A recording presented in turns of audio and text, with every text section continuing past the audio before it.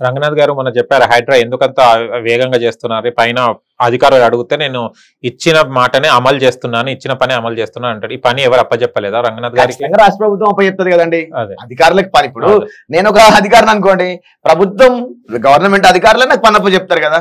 అదే దీని మీద ఈ విషయం మీద ఎందుకు వివక్షత చూపిస్తారు అంటున్నా నేను. ప్రభుత్వం అనుకుంటే 12 గంటల సమయంలో ఒక టీం ఏర్పాటు చేయొచ్చు, 100 రోజులలో ఒక నివేదిక తయారు చేయొచ్చు. రేవంత్ రెడ్డి గారికి జవహర్ నగర్ డంపింగ్ యార్డ్ ఉన్నంత నాలెడ్జ్, ఆయనకున్నంత నాలెడ్జ్ ఎవరికి లేదు నన్ను అడిగితే. కుంపల్లి మోహన్ రెడ్డి గారని బీజేపీ నాయకుడు, ఆయన ఎన్జిటీలో కేసు వేసిండు, సొంత డబ్బులు పెట్టుకొని ఢిల్లీకి పోయి ఢిల్లీలో కేసు వచ్చిండు 2017-18 ఐ థింక్, ఎగ్జాక్ట్లీ గుర్తులేదు.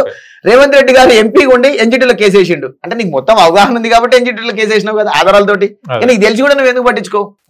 నేను కాంగ్రెస్ లేకపోతే బీఆర్ఎస్ ప్రభుత్వాలను అడగట్లే, మాకు న్యాయం కావాలి, మేము ఎందుకు చేయాలి ధర్నా? తెలంగాణ రాష్ట్రం వచ్చినాక ధర్నా చేయాల్సిన దుస్థితి మాకెందుకు?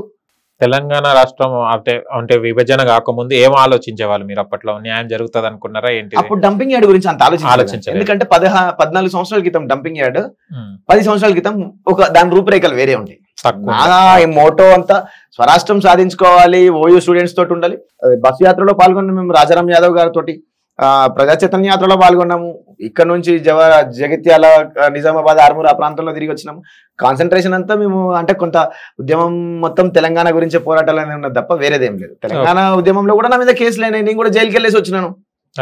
దాన్ని కూడా రాంగపోటరీ చేసిరు వీళ్ళు. రాంగపోటరీ ఎటు తిరిగి ఎవడైతే పోరాటం చేస్తాడో మనం ఇది ఒక్కేయాలి, ఇదే చెప్తున్నాడు. బట్ ఖబర్దార్, స్థానికంగా ఉన్న ప్రజాప్రతినిధులకు అందరికి చెప్తున్నా, ఖబర్దార్, ఈసారి కనుక మా జోలి కూడా వస్తే మాత్రం మీ బట్టలు ఇప్పి చురికించుకోవడం మాత్రం కన్ఫర్మ్, వెనక అడిగేసేది లేదు. ఇక అంటే మీకు ఇంకా సీనియర్ నాయకులు ఎవరున్నారు మీకు హెల్ప్ చేసే వాళ్ళు? మీరు ఒక్కరే ఉన్నారా, ఇంకెవరైనా మీకు చేతులు బాధ వ్యక్తపరచుకోవడానికి సీనియర్లు ఎందుకండి? స్థానికంగా ఉన్నోళ్ళే చాలు. నేను బాధితున్నాయి కదా. కాకపోతే ఏదైనా ఒక వేదిక ఉండాలి, మనం ఎవరు ఏంటి చెప్పుకోవడానికి. కానీ ఒక మార్గదర్శి యువజన సంఘం అనేది ఒక చిన్న యూత్ అసోసియేషన్ ఏర్పాటు చేసినాము, ఆవిర్భావ సభ పెట్టినాము. అక్కడ ప్రతిపక్షాలనే స్థానికంగా కూడా వార్డు మెంబర్లందరూ ఒక స్టేజ్ మీదకి నిలబెట్టి రక్తదానం కూడా చేపించినాము. ఆ రోజు మాట్లాడించినాం 2017లో.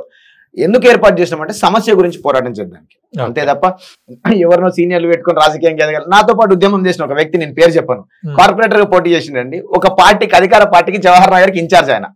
ఇప్పుడు నాతో పాటు ఉద్యమం చేసిన ఒక పార్టీకి. అలా ఏం లాభం అండి? ఉద్యమంలో ఉన్నప్పుడు చేస్తున్నారు, అధికారం రాగానే ఎందుకు పట్టించుకుంటారు? అధికారం రాలేదు ఆయన. ఎగ్జాంపుల్ చెప్తున్నా కొంతమంది. అదే జవహర్ నగర్ డంపింగ్ యార్డ్ ఉద్యమం ఎట్లయిపోయింది అంటే రాజకీయ భవనం వెళ్ళిపోతుంది.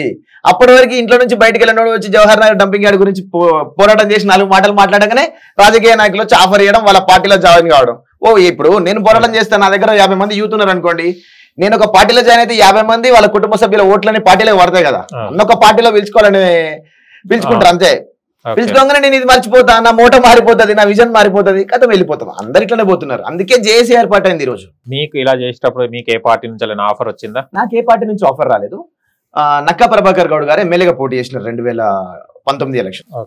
19 ఎలక్షన్స్ లో పోటీ చేసినప్పుడు నేను కొంత అభ్యుదయ భావజాలం కలిగిన, అంటే ఉద్యమం బ్యాక్గ్రౌండ్ నుంచి వచ్చినాను కాబట్టి నేను నక్కా ప్రభాకర్ గౌడ్ బీఎస్పీలో ఉంటే నేను బీఎస్పీ పార్టీ కండవ కప్పుకొని బీఎస్పీలో ఆయన కోసం పనిచేయడం జరిగింది.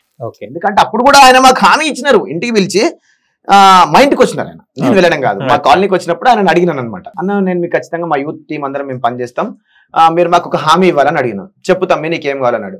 మీరు గెలిచిన మరుక్షణం డంపింగ్ యార్డ్ విషయం ఏదో ఒక కొలిక్కి తీసుకొస్తానంటే ఖచ్చితంగా మిమ్మల్ని శాసనసభకు పంపించడానికి మేము ప్రయత్నం చేస్తామని చెప్పినాం. కాకపోతే అనివార్య కారణాల వల్ల మళ్ళీ ఆయన ఓడిపోవడం జరిగింది. నేను కూడా ఆశపడ్డా, నాది కూడా స్వార్థం, డంపింగ్ యార్డ్ పోవాలి, హాస్పిటల్ రావాలి, అక్కడ ఒక కమ్యూనిటీ హాల్ ఉండాలి, మంచిగా డెవలప్ అవ్వాలని అప్పుడు ఆశ ఉండేదన్నమాట. కాకపోతే ఆయన ఓడిపోయినారు. సరే తర్వాత వారు మళ్ళీ వేరే పార్టీలో జాయిన్ అవ్వడం, ప్రజెంట్ కాంగ్రెస్ లోనే ఉన్నాం. వారికి కూడా విషయం అంతా తెలుసు.